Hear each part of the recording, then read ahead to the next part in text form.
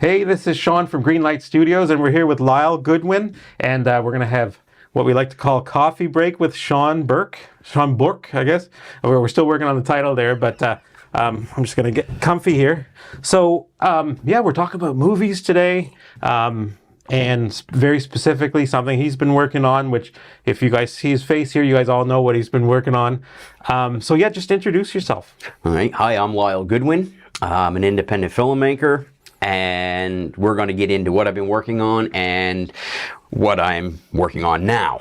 So, take her away, Shawn. Right on. So I think we should just get into our favorite movies right off the bat and just get that out of the way, because see if we have any common ground here. So obviously, like, a horror movie is one of your things, your passions, I guess, right? And I've watched a few of yours that you've made, so I know that you produced some and filmed it and laboriously, and even lost some files on the last project there. So we can talk about that maybe or maybe not. Sure. Yeah. Well, we'll do it. So, in the horror movie genre, what is your top 2 movie? Let's go right with the top 2, top 5 if you want to. Okay.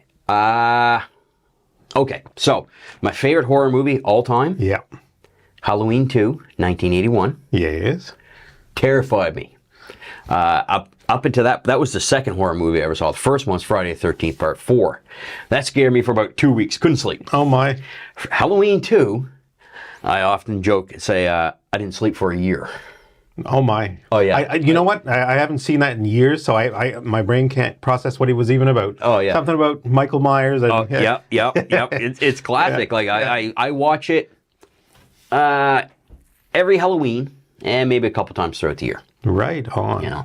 So the Halloween series, Friday the 13th series, the Conjuring series. I like that. Oh, right on. That's kind of modern-ish. Modern classics. Yeah. Yeah, I kind of like that paranormal aspect type of thing. Right on. Then you start getting into your Nightmare on Elm Street, but only a couple of those I really like. 1, 3, 4 isn't too bad. New Nightmare, which was the precursor to Scream.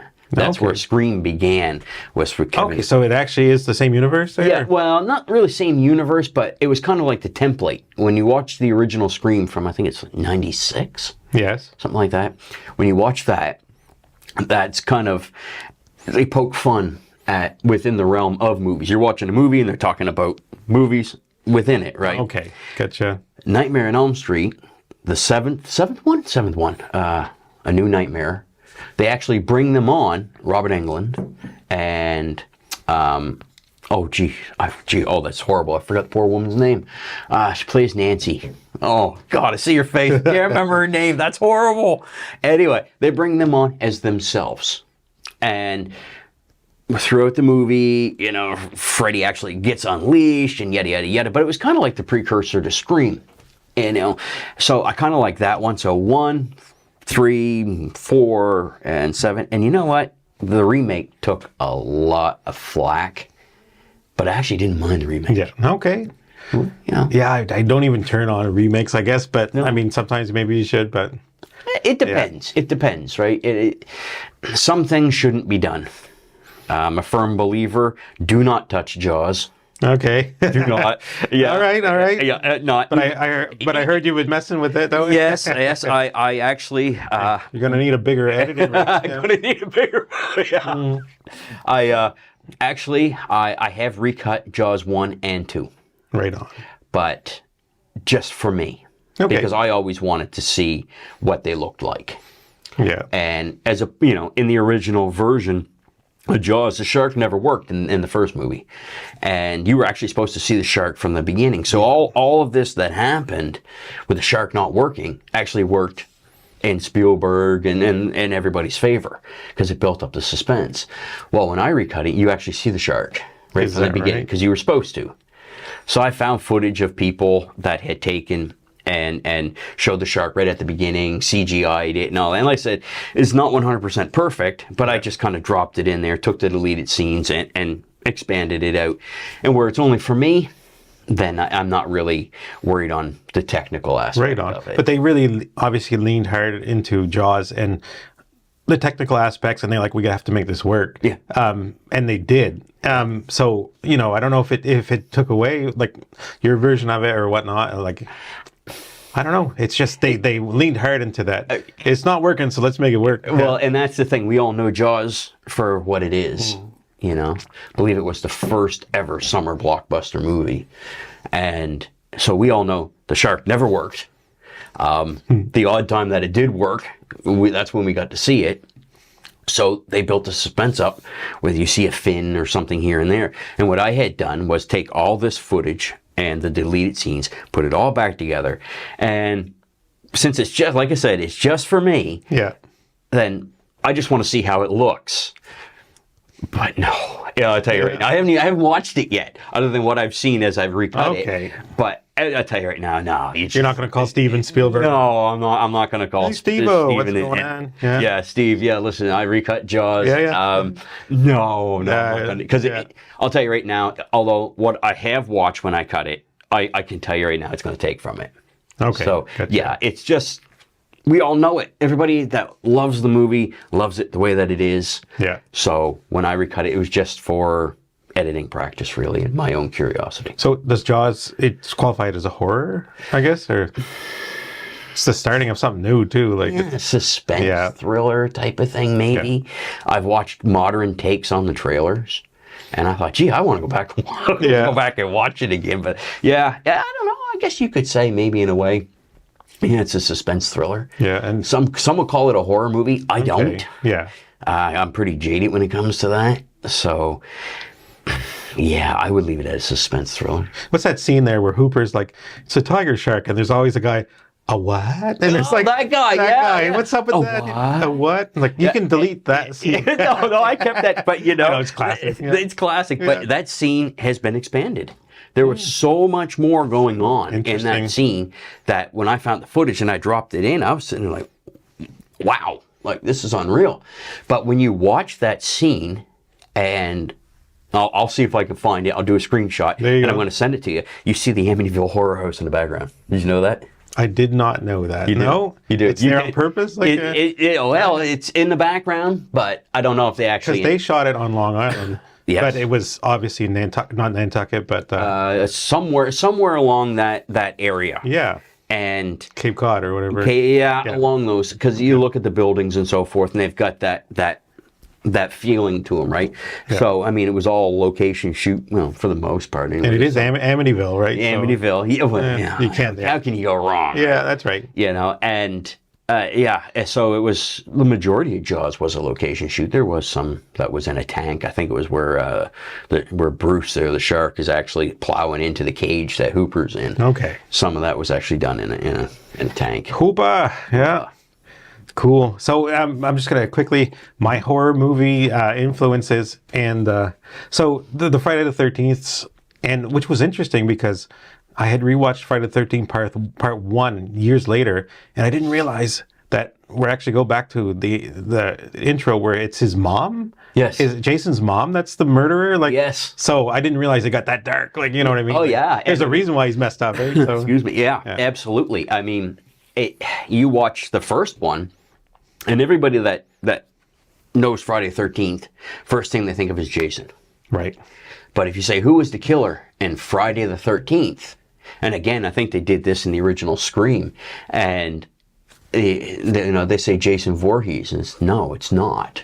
It's his mother, Pamela Voorhees. That's the killer. Yeah, it's messed up, right? 13th. Yeah. So when you get to the second one, and the 35th one is Jason, but except for the fifth one. Fifth one, it was somebody else. It end up in outer space at one point. Yeah, I think that was number 10. Yeah.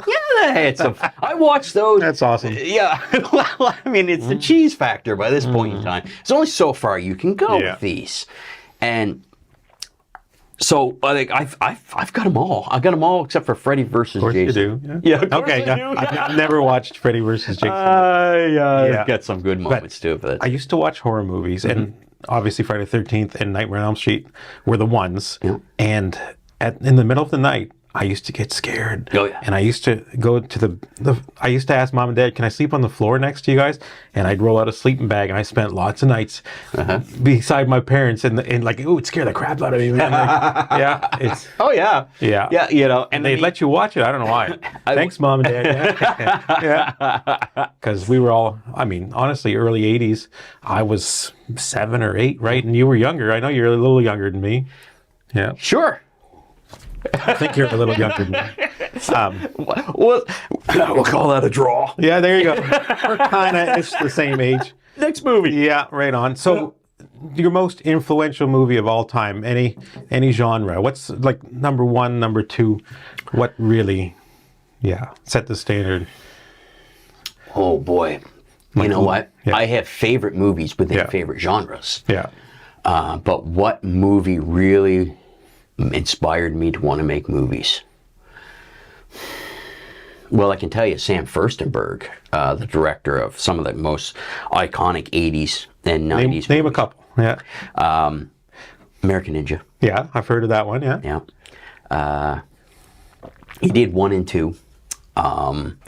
And Enter the Ninja, Menachem Golan, who used to run Canon Films before they separated and then it became non-existent.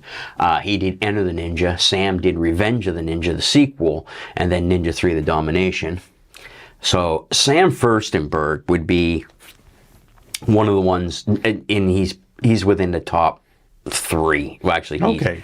You know, I know when he's number 1. Actually, is really what he is. He's the one that inspired me to want to make. Oh, so he's like the real dude. Like He's the real thing. Yeah. Maybe I didn't know. I never bothered to IMDb it, but yeah, okay. But there is an iconic shot, and I don't know why. My mother had taken me to see Rocky IV at the Odeon Theater. Sweet. I was there. I remember when I'm cutting you off here. No. When Rocky won, the audience got up and clapped in the theater. Yeah. It was that awesome. It was wild. Yeah. And we sat there and we watched it. And I mean, these people were larger than life. I mean, these screens are huge and you're watching them. But there is one shot for some reason, and I don't know why, but it has always stayed with me. And if you go back, even if you go on YouTube and watch the Rocky IV training montage, that's where it's at. It's Stallone's legs running up the hill in the snow, and all you see is from like his mid-thigh to just below his knee. Wow. I don't know what it is about that shot, but I've never forgot it. It's always stayed in my mind. So between, all these guys that I grew up watching, it's all been, instrumental, and me wanting to make movies. So from Stallone and Schwarzenegger, Sam Firstenberg, David Bradley, Michael Dudikoff, all these guys who are within either, the A game or the B game, they're the ones that inspired me to want to make movies. Right on. So in actuality, or I don't know, my favorite action movie? Yeah. Avenging Force. I've not seen it. You haven't seen it? You can find it on YouTube. Yeah. It's a Sam Firstenberg movie. When I talked to Sam, I told him, I said, as far as I'm concerned, it's your best movie. And it's the same thing with Michael Dudikoff. I consider it Michael and Sam's best picture together. And American Ninja, the one they had done before that, made more money than Avenging Force did. Okay. But it's a much darker, deals with racism and hunting people in the Louisiana swamps. It's classic 80s, good fun. Look it up on YouTube. All right. You'll love it. Yeah. But yeah, that's my favorite action movie. Favorite horror movie, we already talked about Halloween 2, 1981. Comedies, I like Leslie Nielsen. I like that style. That style of slapstick comedy. Yeah, it works. It does. So, some slapstick just does not work for me. But yeah, I don't know how the new Naked Gun is going to work out. But I don't know. Yeah. Like, I'm interested. I'm interested in looking at it. But just because it's Liam Neeson to start with. Yeah, he's never really been a slapstick guy. I know, but I think he's kind of be like what Tommy Lee Jones would have been. I think maybe in the Men in Black series. Okay. Very deadpan, very dry. I don't know. That's kind of the impression I got from the teaser trailer. Okay. But nothing will top, well, the original two Naked Guns. I don't really like the third one much, but the original. Well, there you go. Awesome, man. So, okay, off topic. Okay. Stranger Things. Okay. Good or bad? Do you like it? I do. Yeah. The first season, I love the first season. Yeah. Second season, not too bad. Third season, I think a little bit better than the second season. Yeah, I think I'm on board so far. The fourth season, phenomenal. Hey, I didn't know which way you were going to go. Absolutely. And Metallica, Master of Puppets. Yeah. That was awesome. I'm not a big Metallica heavy metal fan. I grew up with it. I grew up with this stuff, but I'm not really a big fan. They got a couple of songs I really like. But that's an iconic classic scene. Yeah. And so eventually we'll get another season. I guess it's announced. Coming soon apparently. So not soon enough. Okay. I'm really interested. The kids are all grown up. Well, that's the thing. You can only go so far. And we started with these guys when they were children, and now they're young adults. Yeah, and there's only so far you can go. How they borrow from Stand By Me and Goonies. It's all in there. E.T. Like it's all referenced, and everything is in there. It's almost like it was shot in the 80s, and they're like, let's release it like 40 years later. 40 years later. Yeah. And it gets that feel from the music. I mean, I've heard some of the music that they play in it, and I've gone and put it on while I'm doing stuff around the house, and I'm going to find that, and I found it, and click, got it blasting through my headphones, and I'm going back through memory lane. But yeah, Stranger Things, I really do enjoy. Yeah. It tickles the old nostalgic bone there, yeah? Yeah, it does. Yeah. Especially when you get Homer. Yeah.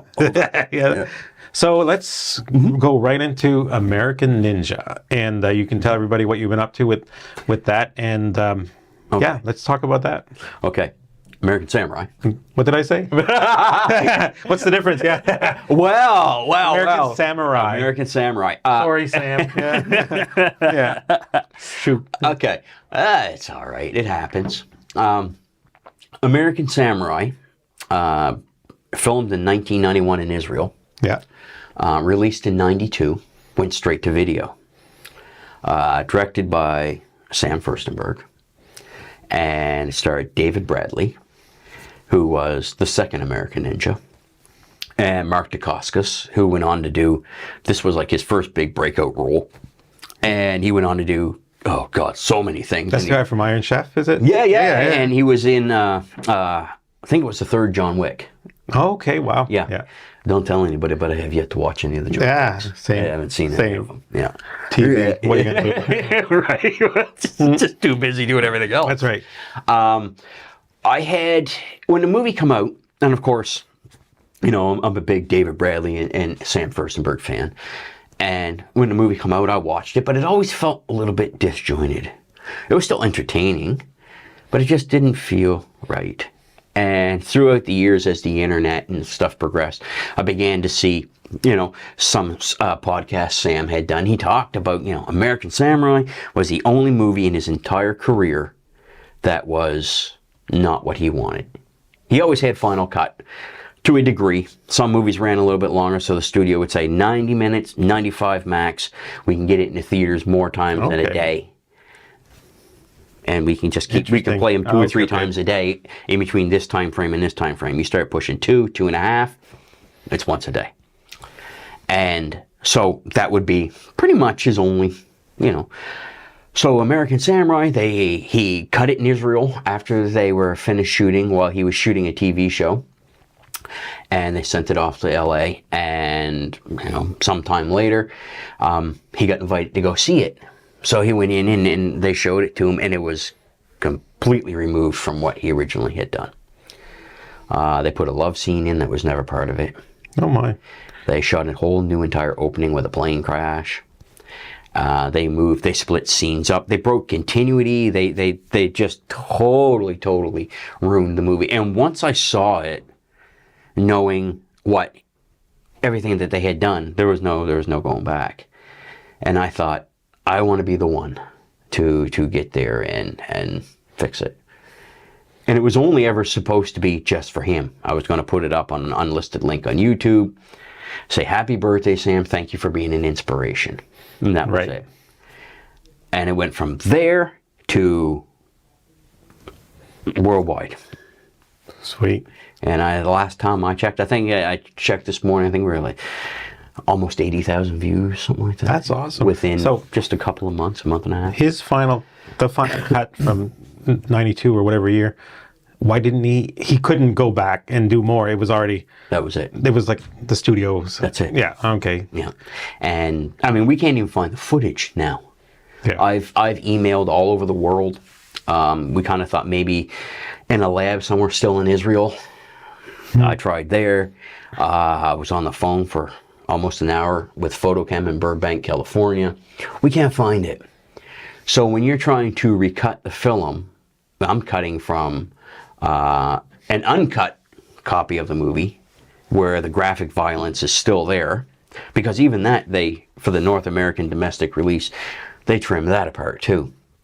So the first time I saw the uncut version, I saw it on YouTube and I was floored. I mean, we're actually seeing everything. And I thought, wow, this is wild. I had no idea this many years later that I would actually be cutting the movie and working with the director. And Sam Firstenberg has been an absolute delight. I wish more people would get a chance to work with him and talk with him. Unfortunately, Sam's retired now. Okay, he's just done, like he's... Yeah, unless somebody wants to throw him a $200 million budget, then he's done. So would Sam send you his instructions, or did you have some... Was it a little loose where you could interpret some stuff? Yes, on both. Okay. It was extremely collaborative. I would cut something and not tell him I was doing it. And I sent him a trailer. And we got there and we unleashed the very first trailer to the world, and my phone lit up. And I messaged him, I said, Sam, and he said, I told you, once this goes out, that's what was going to happen. I was completely overwhelmed. I didn't know what to make of it. I mean, I got people I was actually talking to the same guy from Germany this morning. Germany and England and France, the States, Canada. I mean, all over the world, people are messaging me and wanting to talk with me about American Samurai and what Sam's like. And if I talk with David Bradley, who's retired, and all this stuff. And I have talked with David Bradley many times. Yeah. Oh, yeah. He's a great guy. I mean, these guys have I think you get to a point where you say, okay, you know what? I've done. I want to do something different. Or maybe the feeling's gone now for whatever reason, and you just kind of let it go and retire. Your work is out there for the world to see, and there's your legacy. Yeah. So I would cut something, send it to Sam, or Sam would say, okay, this goes here like this, and we couldn't find the script. I mean, we had nothing to work with other than Sam's memory. And we put it back. And this movie's like 33 years old now, Shawn. Yeah. And I mean, we put it back together based on his memory and the color corrections and the different sounds and all that stuff based on what he thought, what he remembered. And he said, yeah. And you were working off like a DVD copy or something? Yeah, I had a DVD copy and a copy, another copy I had the uncut version, and I'd lay him in the timeline and start to go. And it got to a point where it was just, okay, you know what, I'm just going to stay with the uncut version because that one's more complete and it's easier to work with. Right. And then it just became a matter of taking this scene and putting it here, and then you start mixing, but sound was audio design must have been a nightmare. Because if there's music running in the background or something like that, yeah. And normally you have it, so you got your dialogue and all your ambient background noise and your sound effects and music. And, and this year, everything was married together on one track. Right. So it became very, very, well, I learned a lot, I'll put it to you that way. Yeah. There were some scenes that were extremely difficult. One scene was, I spent months working on one scene in particular, and that's the confrontation in the basement between the hero and the villain, Mark Dacascos and David Bradley type of thing. And that was really hard because there's nothing to cut with. You're working with the material that's there, and you got to improvise. Right. So, but yeah, Sam was great, very collaborative. And, you know, he would say, what do you think? And I'm sitting there thinking, you're asking me what I think? Like, it don't matter what I think. You're the man. You're the legend. I'm just here, sir. Thank you. Just even for acknowledging me, right? You know? So, yeah, it was an amazing experience. But you guys found your footing, and you guys... Yep. Oh, yeah. So you gained some confidence and... Oh, yeah. Yeah, because you would have to, or... Yeah. Well, I mean, like, I'm used to working in a much smaller budget field. And by doing this, all of a sudden, it's elevated me up into a bigger budget type of filmmaking and stuff like that. I mean, we're not talking like the $200 million movies. Yeah. Which I don't think I really want to do anyway. Right I on. think it's way too much. I like to stay within the lower budget aspect. So was the American Samurai, was it a passion project? Yeah. Yeah. Yeah. Cool. We released it free to the world. You can find it on YouTube. It's on thearchive.org. And it's been extremely positive. There's been a couple, negative comments or different things like that, but you can't avoid that. It is what it is. So when you're connecting to an audience that would watch that, you're connecting to people that's over 40 or something like that, that, would have a connection to that era of movies probably. Yeah. And I mean, these people, they've been so utterly amazing. The fan group that we have, the official American Samurai Restoration page on Facebook, these people have been amazing. Awesome. I mean, very, very giving and curious and patient. Right. I mean, we knew all along we were giving it away, but we just couldn't tell anybody yet, right? There you go. Yeah, we ruined the surprise. Well, there you go. So, do you have any other current projects on the go or any aspirations to future stuff that we can't talk about or can talk about? I know you sent me a little hint this morning, but I let that go. Yeah. I can't wait to get back to filming again. Yeah. I really can't. But right now I'm involved in other things. I've got different stories I'm working on, screenplays I'm working on. I'm developing a new company, a new platform. Nice. These different things that it's time to look at the future of filmmaking, digital filmmaking, and things like that, and apply these tools that we have and learn and grow and help one another and make make something more out of it. Yeah. So there's a few irons in the fire, and Sam knows what they are, and a few people know what they are. You know. So yeah. We can't talk about it just yet. Yeah. Now you had indicated a want to look into mobile filmmaking. Yeah. And honestly, there's pros and cons. There's a lot of pros nowadays. What are your thoughts on that? I'm leaning more towards the mobile filmmaking. Yeah. I mean, before we were lugging gear and trucks, cars, and anything and everything. I mean, this stuff's all big and huge. And when I started, we were carrying cameras on our shoulders. And this stuff gets heavy. Now it's a matter of, and it's right there. Yeah, it's got the awesome stabilization, even if you didn't have a gimbal, right? Yeah, which just come in. I haven't even had a chance. I was hoping it would be here so I could bring and show you, but I haven't got it yet. I haven't even played with it. But you can shoot all day. Like, I mean, I've got a rig, and if you put a big lens on there, and I know it's just a DSLR, it's not, but after 10 minutes, it might as well be 100 pounds, right? Yeah. Like, so I can see the glory of this, where you can shoot all day. It's got a few camera choices, so you don't even have to change. That's right. And nothing has to stop. That's right. It's got its perks for saving time. Exactly. And the quality, like I've got the iPhone 16 Pro, so you have the log setting, so you have stuff that can match a nice Sony camera, and so it's all there. It's all there. I think for anybody who wants to venture into this arena, into filmmaking, whether you're just content creating or whatnot, whatever you want to do, I think the first thing to do is never mind how fancy a camera you can get. Don't fall into that trap. That's right. Just, right? If you're just starting, you do not need the best of everything. You're just starting. You're going to fail more than you succeed. Yeah. And learn to shoot. Learn to compose shots. I know when I go in with my rigs, people come up to you and they're like, hey, can I have your business card? I mean, there is something about the big optics. Gear. Yeah. And some days I'm more of a less is more kind of guy lately.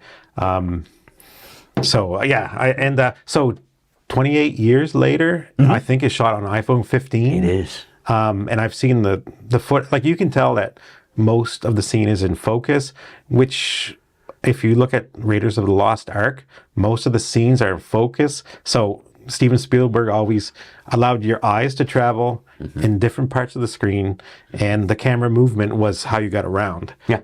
So I think iPhone shooting or mobile shooting can bring you back to that very basic movie telling where you can have different things because they're all in focus. Yep. Use it. Yeah. Well, why not? You look at Yeah. that shot with Jaws, and it's got Brody sitting on the beach. It's before the first shark attack of the Alex Kittner there, and it shows a reverse angle on oh God, what's this character? Anyway, he's talking to him, and in the background, you can see. So we're focused on this guy talking to Brody, and in the background, it's all in focus too. And those are lenses that you can use to keep, because normally you're focused right here, and everything behind you is not, right? So I think it's a personal choice. I think economically, it is a wise move.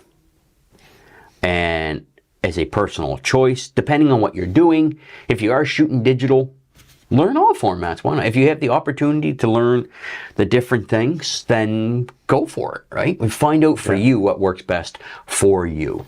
Now, I know when we're shooting action sequences and we're doing fight scenes and driving scenes and all this stuff, you got this big gear and all this stuff, and it's just, you're trying to run through the woods, and and now with the smaller phones and the smaller gear, and our lights run off batteries, and we don't need all that now. We don't need 100 people now to do That's right. stuff.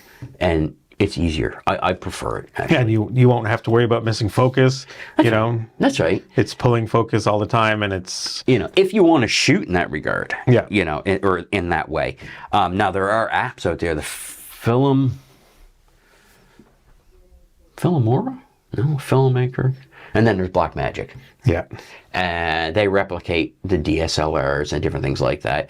And when you download and install them into your phone, then it takes over and allows you, so it becomes just like you're using the absolutely and total control, and all you got to do is stick an ND filter on there, and that's it. Yeah, your aperture and focus and all that stuff. Yeah. So for me, I think that's the route I'm going to go for so many other different things, and I'm going to give it a try. See it takes the brain out of the camera, and it puts you into the game. That's right. Where you don't have to be a gear monkey, and you know what I mean?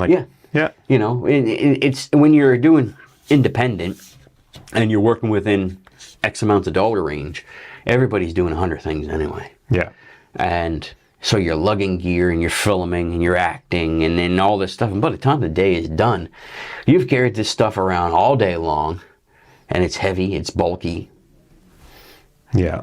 I'm going to try it on mobile. Now I got this project I'm working on, and it got funded. So, but the funding's kind of weak. But I'm going to be operating 2 cameras. One's going to be maybe with some motion. The other one's going to be on a tripod. I'm going to be operating the mics. Okay. Probably I'll be having headphones, and then I'm responsible for the lights. So I was like, there might be a little budget to hire an assistant that can, but anyway, a one man, like DP or whatever, this guy, I guess. So give a shout. I'll come do it. There you go. I'll come give you a hand. There you go. You understand French? Yeah. If you translate it. I know like 3 words maybe, but Yeah. So we'll keep on reusing those 3 words. You'll be fine. Yeah. Bonjour. Tabarnak. Yeah. Yeah. But no, well, I've done it. Yeah.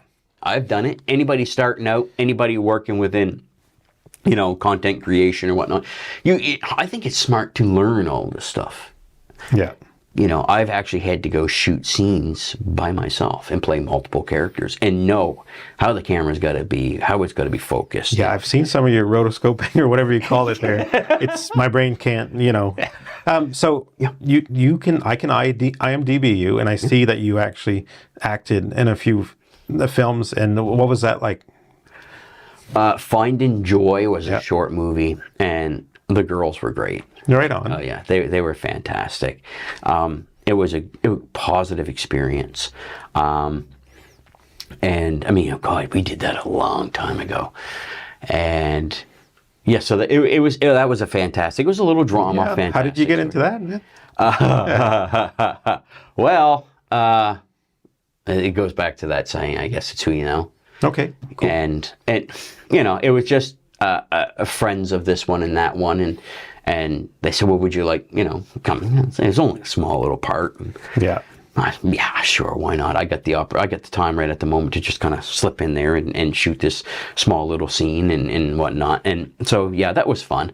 South of Heaven, that was a feature. That was my first feature, and that was rough. And I swore I would never, ever do it again like that. I would, you know, let's see how you talked about wearing all the hats. Yeah. Yeah. I mean, most of my productions have been wearing all the hats, so I'm actually oddly comfortable with it, but it's guerrilla friggin' shooting, like, you know. Yeah. Yeah. And when you know, it's one thing to spend, you know, a day or two or a week or a month doing this, but when you start spending years. Yeah, which is where you're at on some of your projects. Yeah, like it's a real nightmare. You know what I mean? Yeah, it is. I mean, Yeah. South of Heaven took 8 years. Nightmares took Your life. 4 or Took the rest of your life. Yeah. Took 4 or 6, and then we went back and started to do reshoots because the work print just, excuse me, wasn't 100% what I wanted, and that's when everything crashed. Yeah. So you literally crashed your hard drive, and oddly, I say oddly, the backups. Everything crashed. The only thing that was saved was the work print. Okay. And that was hidden on YouTube on an, you know, unlisted link. And I had sent it to some of the people involved in making the movie and to see what they thought. And then when the crash happened, I lost it. Yeah. So I was able to pull it back off YouTube, and that's the only version that exists. Yeah. So I never released it. I took the loss, the financial loss on it, and said, well, I'm not going to release this because this isn't what I wanted. Where we were going was absolutely fantastic. Yeah. But I did redo the script, and Yeah, you might hit it again, eh? yeah. Sucker. Yeah. I bet I you know what? I made a promise to somebody that I would finish it, and God willing, hopefully, I'll get a chance to go back and do it again because I don't quit easily. Now, I did watch the work print because you were able to send me. I don't know how far we were into the. One thing that stood out is I really liked your acting. You know what I mean? I know there were some good actors in there too, but like I think that, you know, that's one thing. Yeah, I mean, Yeah. I get this. I don't have that acting gene, so I can't turn it on or off unless I'm playing myself. Then I can play a dude or something. Like, hey, what's up, bro? That's me. That's like in real life. Well, thank you for the compliment. I'll give you that quarter later. There you go. That's what I get. But no, for me it was always writing and acting. Yeah. That's what I really enjoyed. Everything else became out of necessity. Yeah. Directing, producing, editing. And now it's become second nature. You do get tired after a while because you are wearing those multiple hats, especially when it's a long shoot. You ever try to write a movie with just one actor being you, and then finding out the logistics on how to make that interesting with just one guy and one story? I have not done it. Okay, I don't. I know it's possible, but it involves tripods and. I mean, I have shot with just me. Yeah. Where, like I said, I would switch set the camera up, and I would play, say, the serial killer in the suit and the mask, and then I would switch into my wardrobe, and I had painter's tape here and 2x4s here and everything to block to where I had to punch, and it was a fight scene at that. And then, so I had to make sure I was within frame, and then the whole thing had to be handheld. So, of course, there's nobody there. It's locked down on a tripod. And then you rotoscope the footage, you put it all in, and then and the time you get done, you add the filters, the handheld filters, and you can't even tell. And that's what you saw. There you go. And you can't. So, yeah. I did write a story one time called Chasing Angels. It was a short movie. I think it was the last short film I ever wrote. I can't even get back into that format now. I did try.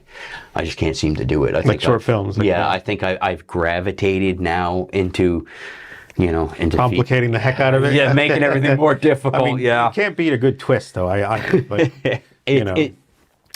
think, but it was more or less a one-man show.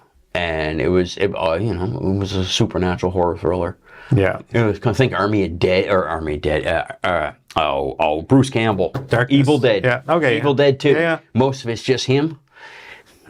Yeah, that's kind of what it was like. One location, Remember when he's like with his? Oh yeah, What was classic. it? Was it a chainsaw? Chainsaw. It made chick noise like. Yeah. I mean, it's just yeah. classic cheese, Yeah, right? that's right. But yeah, and so yeah, that's there are some irons in the fire. Different projects I want to work on. Yeah, that one I dropped you this morning. Yes.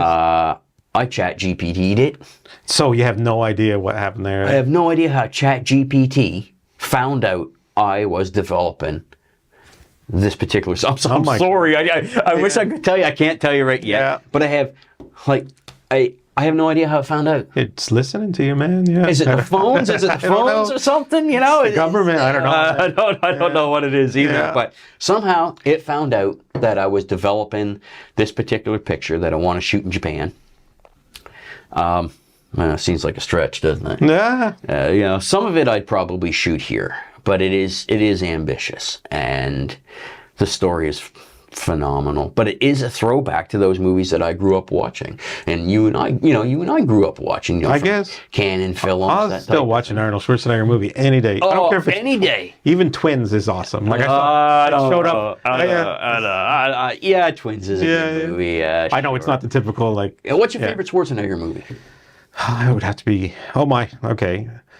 I'm going to say Commando is the first one that comes to my brain there, but I mean Terminator 1, Terminator 2, I guess, if you had to. What's your... Okay. Yeah. Any more? Oh, gee. I mean, I guess you could go to... What's that one from 96 there where they blow up the bridge there? Jamie Lee Curtis is in it. Oh, True Lies. Yeah, I mean, even that's like still quality stuff. Like, yeah, I mean, that's a good movie too. Friend of mine really Pumping Iron's amazing. Like, oh, yeah. I've only ever seen that once, and that was so long ago. I only remember like this much of it, super right? scripted. Like, yeah. It's phony. Yeah. Like reality TV. You really think what you're watching is real? No. The pump. Yeah. I got the pump. Yeah. Yeah. Okay, so my favorite Arnold, Running Man. Good choice. Even I can watch that any day. Oh yeah, any day. Yeah. Even though it's so far away from the book, apparently. Yeah. But Edgar Wright is from Shaun of the Dead and Hot Fuzz. He's doing the remake, and it's supposed to align more to the book. Is Stephen King involved with Running Man somehow? Stephen King wrote Running Man. Yeah, okay. Underneath Richard Bachman. Yeah. That was his. That's right. That's how he could get out from underneath his Stephen King name. Yeah. If he wanted to write even something. Stand By Me was under that, I think. So. Shawshank Redemption. I can't. I mean, that's Stephen King, but I can't remember if that was written underneath Richard Bachman or another pseudonym. I don't remember. Randy Bachman. Yeah. Randy Bachman. No relation. Yeah. No relation. Yeah. No. So I'll say Running Man. Predator. There you go. Oh yeah. I still watch Predator, and Running Man. You know what? I still watch all this stuff. Predator, Running Man. Red Heat's a fun one with Jim Belushi. The original Terminator. Yeah, totally. Now, this is a debate I've had with people. So you give me your take. What do you like better? T1 or T2? I would have to say T1, but I do remember T2 being revolutionary. It came out in 92, and it had the graphic effects that we'd never seen before. It's not to be overlooked, for sure. No. You want to know my favorite? Please. Terminator 1. Yeah. Grittier, meaner, smaller budget. It was scary, revolutionary for its time. And then T2 come out, and by that point in time, Arnold become this big deal, good guy, and it became more of an action movie. I'll still watch it. I still love it.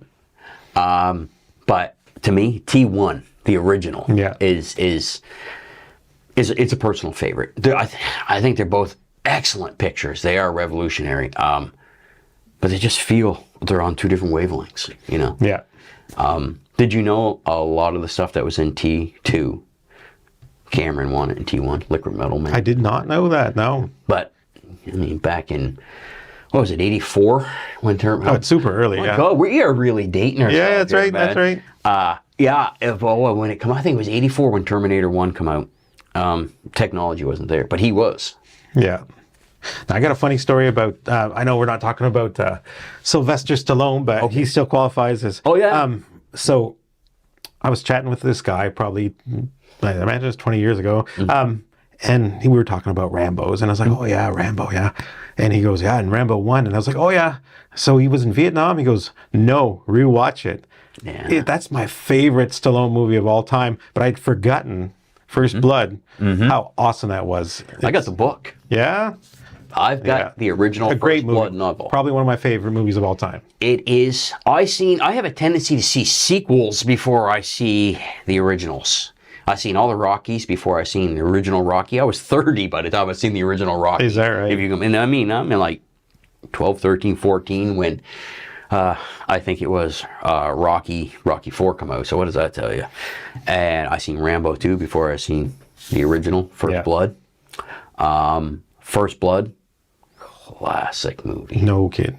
Yeah, I mean, the backstory and yeah. Stallone is the godfather of the action genre. He figured it out. Yeah, he knew how to do it. Definitely takes a time. And honestly, when the movie was released, that stuff was current about Vietnamese and the Vietnam War and the veterans coming back and being treated like that. It's a slice of time that. And I mean, it's every one of the Rambo films dealt with current events. Something going on. Yeah. So you had First Blood, where he comes back home from Vietnam and how he's treated. Rambo 2, going back to Vietnam to find the MIAs. Rambo 3, the Afghan War between Russia and the Afghans. Rambo 4. Which is visceral as heck. And it's like 80 minutes or something of just utter... I've seen the director's cut of it. And... I mean, when I went and seen it at the theater, I knew by the release trailer that he had taken to Con, I knew that this was not going to be the Rambo we grew up watching. I knew that this was going to be insane. Oh, yeah. And when I went and watched it at the theater, when that was done, my ears were still ringing. I mean, it was, oh, man. Yeah. But it was, I wasn't, I really appreciated what he had done with that one by leading a team and taking him in there. I mean, by that point in time, I think Stallone was in his 60s. 62, 63. Yeah. That was 20 years ago, probably, or something. That would make him 80-something now, though. He's not 80. Anyway. He's up there. Yeah. He's like 78, 79. Okay. So we're not too far off. We're not too far off. But even still, you think about it, that movie was hardcore. Oh, yeah. And if I honestly have to say, my favorite is the fourth one. Wow. I mean, I get it. 4, 2, and 1. Like, you can't stop watching it. It's like a car accident. Like, It is like, what, an 80, 90-minute train wreck happening where it's just plowing through everything. He's a beast. He actually is what he was written to be in that movie. When you read the original First Blood novel, he is a pure killing machine. He is savage. Yeah. But the novel is more focused on the sheriff than him. Drink Red Bull while watching that, you'd be in trouble, man. Oh, man, you sit there and you watch all the Rocky movies back to back and you're walking downtown, you think you're bulletproof. Stallone was the godfather of the one-man army, right? He made it happen. He defined the 80s. Yeah. You know? What's your favorite Stallone movie? Is it First Blood? That's my first guess, but honestly, like... what's the one, the Judge Dredd? I would watch that anytime. And even the remake I enjoyed, so... The remake is finally getting its sequel. There you go. It's going to be a series. But favorite Stallone, how do you do... Well, Rocky 4, for me, just because of the nostalgia. Yeah. What else do we got, though? Like, am I forgetting stuff? Oh, I know there's Tango and Cash and stuff, but... you know what? I'm not a big Tango and Cash fan. I mean, it's a good movie. Yeah. But...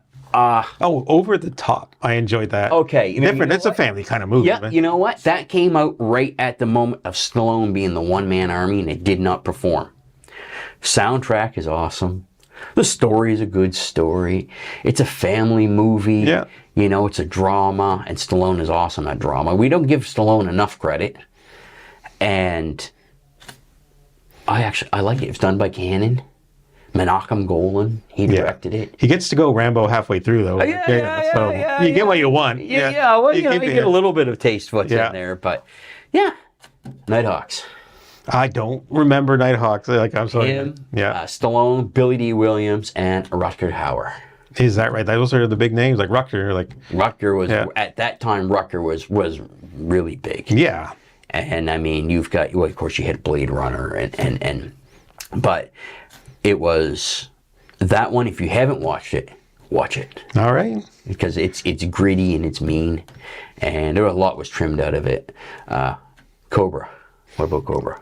It's been a long time. Okay. Yeah. Cobra. Does it have to do with G.I. Joe? Like, that's how long. Yeah. No. Yeah. Cobra is, you watch it now. Yeah. It is a cheese fest. Okay. It really is. It's overacted big time. Probably back in the 80s, it was cool. Now you're just sitting there going like, Yeah. oh man, that was bad. How about They Live? Do you ever? Oh, John Carpenter. Yeah. I love that movie. That's an awesome movie. Yeah, it's like a sleeper kind of. Oh, yeah, It probably wasn't popular back in the day. I don't know. I really don't know. Yeah. The Thing. The Thing. Which one? Yeah. Yeah. The Carpenter's Thing. I did not get into. I didn't even get into Blade Runner, to be honest. I know. Really? Oh yeah, I'm really gonna. You're gonna kick me out of the podcast here in a minute. No, well, you know what? Blade Runner, I can fall asleep at. Yeah. I think a Blade Runner. Well, there's so many versions of it. Yeah. Like, it's true. you know, what is there, like 7 or 8 versions Of the original. Of the one. original. Yeah. I'm still trying to find the original cut that was released with the voiceover and that. But at the time when Blade Runner came out, I mean, it's Harrison Ford, it's futuristic, flying cars and all this stuff. All right, it was not like Star Wars. I was very disappointed. Yeah. And it took years, and even then I put it on and I fall asleep. And it's only been the last 10 years that I've really grown the appreciation for it. Yeah. I don't know. It's funny how we get stuck and we don't want to open up. We get stuck in this particular thing. And like I said earlier, I don't think anybody should tinker with Jaws. Yeah. Don't remake it. Let it be. You've already had your sequels. Let it be. I tinkered with it, but it's for me. Yeah. I'm going to watch it and then probably delete it. There you go. You know, but yeah, Now Blade Runner gets it right on that anamorphic widescreen look. Like it's gorgeous to watch. There's no doubt. Like I think that's the standard for anamorphic look with the flares that are going sideways and And I mean, it looks like a cartoon on the sides and everything. It kind of feels like it, don't it? Yeah. It feels like you're set into some futuristic world on a different planet. It was groundbreaking. It didn't perform, but it had a cult following. And I mean, I watched the second one. What is it? Blade Runner 2049. Okay, I did not watch that. Go watch First Blood. Seemed like Total Recall, the remake. I couldn't get too much into it. Go watch First Blood instead. Yeah, Go back and sit down and watch it. Yeah. That's my take on the new Blade Runner that came out here a few years ago. Total Recall, I knew what I was getting into. If I know what I'm getting into beforehand, then I'm fine. Yeah. You know. Oh, sorry about that. If I know what I'm getting into beforehand, then I'm fine. So with the remake to Total Recall, I knew and I enjoyed it. I thought it was pretty well done. Right on. Yeah. You know, I find for me as long as I know going in, but the holy grail for me in terms of editing, okay, the holy grail for me is Stallone's Cobra. Is that right? I cannot find the work print. I don't know if Stallone's got it in a vault and it'll never see the light of day, but it was over 2 hours long. The release version is like 86 minutes. It was much more graphic. They cut it down for graphic violence, and then they cut it down more in terms of running time so they could play it more in theaters because it was going up against Top Gun, the original, the original Top Gun, and that was just, you know, destroying. I went to watch that one. Yeah. You know, destroying the box office. Vivid memories of Top Gun. Like the sound. They had the 5.1 or whatever. It's the first time you experienced. Oh man. Yeah. I mean, the dog fights. Like I sit down. The soundtrack for Top Gun is awesome. I have not seen the new one. Same. Yeah. I haven't. The dog fights in Top Gun, were just phenomenal. You know, but yeah, I don't know. Back in its day, it was a rocking movie, man. Yeah. But the holy grail is Cobra. Fine. I now found the deleted scenes, some of them, that were the TV version. I've got the TV version and then a cut I did putting it back in. But I cannot find that work print. And you know it exists, though. Or you know it had been released. Yeah. People have seen it. Okay. But nobody can find it anymore. Okay. So it's Holy Grail because of rareness. Yeah. Yeah. And the Holy Grail to me. And Revenge of the Ninja, another one. There are scenes that were cut out of there for graphic violence and trimmed. That was another one that was 2 hours and then trimmed for runtime. Ninja 3: The Domination. This, again, another Sam Firstenberg movie. Right. Trimmed it down for runtime. So we lost a whole big epic forest fight about a main character and his motivation, his backstory. We lost that. We can only find bits and pieces of that in international trailers. Interesting. Some of this stuff. So my favorite ninja movie, Beverly Hills Ninja. My favorite? Yeah. My favorite ninja movie, I gotta be honest, Revenge of the Ninja. It is epic. Even to this day, I'll sit down and I'll put it on and watch it. I've seen it a billion times. That's funny. You probably know it by heart. I do, but it's still a classic. It's, I think it was Sam's first ninja movie. So he worked with Sho Kosugi and to learn about this stuff. He knew samurai movies. He, help me out here. Akira Sawa? No, I can't. He's Japanese anyway, and so he knew of his films. Yeah, and so. But this ninja thing, I mean, Sam, he kind of, Menachem had got there and said, Sam, he'd done this movie called One More Chance. Cannon picked it up and said, Sam, we want to do a new movie. We want you to direct it. Can you direct action? Well, Sam, just starting out, never directed an action movie in his life, but he is not going to pass up the opportunity to be a director. Right. I mean, how could you, right? Yeah. And he said, sure, I can. Never made an action movie in his life. He went out and made a blockbuster hit. Wow. Work with these people. So when Sam is working, I'm working with Sam, and he says, let's try this. And I mean, I've edited a lot over the years, my own pictures, some stuff other people's, recut certain movies, just again for my own personal use, just to experiment and keep that sharp. And I was put to the test. And what am I going to say? No. Yeah. What am I going to say? I don't know how to do that. I'm being given the opportunity of a lifetime to work with the master. And that's what I call him. And he's an amazing guy. He's fantastic. He's funny. He's humble. He's great. He asks for your opinion. He doesn't put pressure on you. This was a passion. This is the passion project. It was the only movie in his entire career that was not the way he wanted it.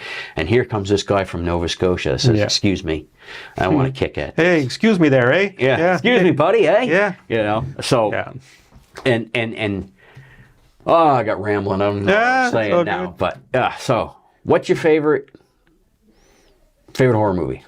Favorite horror movie? Well, I don't know. I could go into a lot, but I actually like the original Hills Have Eyes, and I actually like the remake. Okay. I like the Rob Zombie movies for strange reasons. I know those. Yeah. Okay. All right. The original two Hills Have Eyes. I'm with you there. Yeah. The remake, I've seen. I think it was half of the first one. You get to a point, they're in a trailer and they're pointing a firearm at a baby. Yeah. Okay. You remember that? No. It's been years, man. I never forgot it, and I just said, I'm done. Click. That's one thing I can't handle. I can watch all the horror movie stuff, all the action stuff, but if something is happening to children, I'm out. Yeah. Unless I know, it's like a Time Life movie, a miniseries or something. This is the subject matter. We know it's not going to be graphic. Excuse me. I'm out. I won't watch it. Makes sense, yeah. Same thing with women. I can't stand watching women be victimized. Coming from a horror, the contradictory of it. The realism factor. You're not going to get some supernatural killer that can't be stopped, at least not that we know of anyway, chasing you through the woods, and it's not real. Yeah. When you start taking on real themes and you're showing it maybe a little bit more, or at least for me, I'm out. Yeah, it's like the Centipede movie or whatever. What's that? Like that Centipede movie or something like that. Oh, man. I never watched it, man. I got, geez. I think I got about a quarter of the way into that before I realized what it was about. And I said, I'm out. Yeah. I'm done. The genre within horror This is going to rattle some ears. Torture porn. Okay. Is that like snuff? No, you're not talking about No, snuff. no. That's yeah. We're going to skip right over that because that's the real stuff. That no. Yeah. You know, I mean, I was talking about like 8mm or something, but Well, that was a good movie. Yeah. Nicolas Cage, 8mm. Yeah. I've never seen the sequel, but the first one was really good. But yeah, that's the kind of the idea with that stuff. With torture porn, I mean, of course, it's all fake, but it's so graphic. It's okay. I'm not even familiar with that. like Saw. Yeah. Okay. The Saw series. Yeah. It goes into that, yeah. I've watched like the first one, maybe I guess. The first one, I kind of fell asleep through, woke up at the end, and I said, that was classic. I love the ending. I didn't really. Good twist, though. Yeah, it was. But yeah, when you start getting into that sort of stuff, I'm out. Yeah. I prefer, I don't mind seeing a little bit when it comes to that, because, it's fake, and I know how a lot of it's done now. Yeah. And so it's all right. But when it starts becoming too real, and you start seeing too much. Yeah. That's why we have sound effects. That's why we have alternate angles, and we cut the audience to the characters' reactions. You don't need to see it. Yeah. Now, this here is the way horror movies work for me nowadays. Probably 20 years ago, this 20 years as a theme, I kind of cut out things like that, like things that could poison your mind. Mm-hmm. I know this is probably against what, but I think that subconsciously or unconsciously, our brain doesn't know the difference between fear and what you're seeing on TV. So I kind of took that pollution out of my life, and a lot of the TV shows now are like the comedies or something that makes you feel good. So I haven't really watched the horror in 20 years because I just don't allow that. I've watched The Walking Dead, though. I mean, don't get me wrong. Yeah. Well, that's not really a bad outlook, Ron. It's really not. Life can be stressful enough. There's a lot going on in the world. There's a lot going on in people's lives. We don't know what. I mean, we're going on a computer. I know. Kind of deep here. That's my 2 cents, right? No, but no, it's all right. We don't know what every individual we encounter in a run of a day is going through. Put on a brave face to get through the day, but we don't know what they're like when they go home, how depressed or sad or what's going on in their life that they're dealing with. So for you, and I'm not saying you're any of those, but for you, if you choose not to have that element in your life, there's nothing wrong with that. Yeah. Same thing with music, any type of art form. I don't care if it, TV, movies, books, paintings, whatever. If anybody chooses not to gravitate towards that, that's fine as far as I'm concerned. We don't have to have, just because I like a particular genre of movie and you don't, doesn't mean we can't be friends. That's right. We can't. It's not like politics, right? Yeah. Get out of that one too. Let's go hide in the corner. That's right. But and that's fine. And I think a lot of people don't understand that, can't rationalize the idea that you have an opinion and I have an opinion, and that's your truth and it works for you. This is my truth and it works for me. Yeah. And it doesn't mean we can't have an open discussion. And I think a bigger take on what I'm trying to describe is like the effect of the fight and flight hormones and the effect scary movies can have on a body. Like I think sometimes you carry that with you. I think if it's done right, I think when you leave the theater, or back in the day when you left the theater, if you turn the channel and it kind of stays with you, I think they've done their job. Yeah. I've watched some movies and I am hard to scare, man. That's right. I am. I truly, truly am. But The Conjuring actually has jumped me a few times. But I kind of like the supernatural horror as well. The Conjuring series, the Amityville Horror, that type of thing. I can gravitate towards that. There's some supernatural effect that It kind of almost in a way, even though they supposedly are made on true, about true stories. There's kind of that fantasy aspect with it. It's a break from reality. Yeah. So if it's kind of maybe reality based, that's no good for you. You kind of just say, okay. Yeah, I suppose. However, and this contradicts everything I just said. I've been filming a paranormal series lately, following girls like speaking to spirits and stuff like that. And I'm not necessarily 100% invested. I'm more of the camera guy, and I don't necessarily allow myself to get involved, or connect or whatever. I'm just totally the gear guy, and I film some good footage for them. So, but yeah. Well, and you know what? That's a job. Yeah. There's nothing wrong with that either. Everybody got to eat. Everybody got to work. For actors, a lot of times we take on something that, well, it pays the bills. Yeah. That's the profession, right? That's what you do. It isn't always going to be, the greatest thing in the world. And going in, oh man, this was made on $1.98, but it's going to, it's going to pay. So I got to go do it. Right. Well, I think this is our natural cutting off time. Okay, sir. We ran out of time, but we can definitely come back and we can talk about Star Wars someday. I don't care, I'd love to. if you're in this or whatever. But let's do it. Continue this conversation. Absolutely. So I'll leave you with a fist bump, bro. Boom. All right. And we'll pick up someday, and we'll either stick to a subject or not stick to any subject. And so thanks for watching, and thanks for having Lyle here. Thanks for having me, Shawn. This might have a few views because I know that you've done with the Ninja movie, the American one. Yeah. American Samurai. Yeah, Ninja Samurai. I'm going to keep on messing that up. No, it's all right. No, it's okay. We'll all forgive you. Okay. I don't know, man. You got a tough audience. Anyway, thanks for watching, and thanks for... See you in the movies. Yeah. See you in the movies.